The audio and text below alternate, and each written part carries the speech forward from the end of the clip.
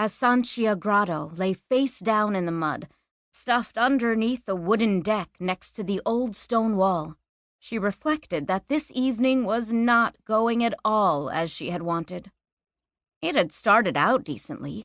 She'd used her forged identifications to make it onto the Michiel property, and that had gone swimmingly. The guards at the first gates had barely glanced at her. Then she'd come to the drainage tunnel, and that had gone less swimmingly. It had worked, she supposed. The drainage tunnel had allowed her to slink below all the interior gates and walls and get close to the Michiel foundry. But her informants had neglected to mention the tunnel's abundance of centipedes, mud adders, and shit, of both the human and equine variety.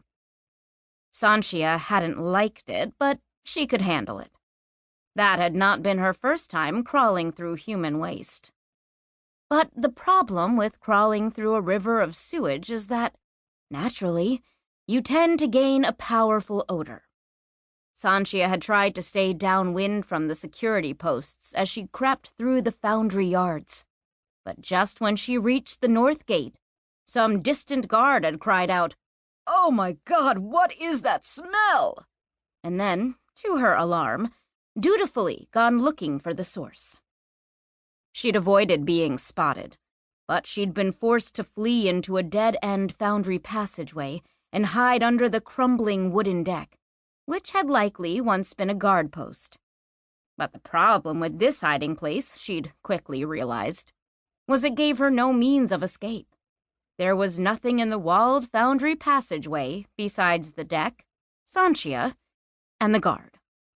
Sancia stared at the guard's muddy boots as he paced by the deck, sniffing. She waited until he walked past her, then poked her head out. He was a big man, wearing a shiny steel cap and a leather cuirass embossed with the logotypo of the Michiel Body Corporate.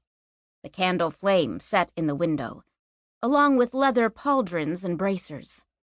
Most troublingly, he had a rapier sheathed at his side. Sancia narrowed her eyes at the rapier. She thought she could hear a whispering in her mind as he walked away, a distant chanting. She'd assumed the blade was scribed, but that faint whispering confirmed it. And she knew a scribed blade could cut her in half with almost no effort at all. This was such a damned stupid way to get cornered, she thought, as she withdrew, and I've barely even started the job. She had to get to the carriage fairways, which were probably only about 200 feet away, behind the far wall, and she needed to get to them sooner rather than later. She considered her options. She could dart the man, she supposed, for Sancia did have a little bamboo pipe and a set of small but expensive darts that were soaked in the poison of dollarspina fish, a lethal pest found in the deeper parts of the ocean. Diluted enough, the venom should only knock its victim into a deep sleep, with an absolute horror of a hangover a few hours later.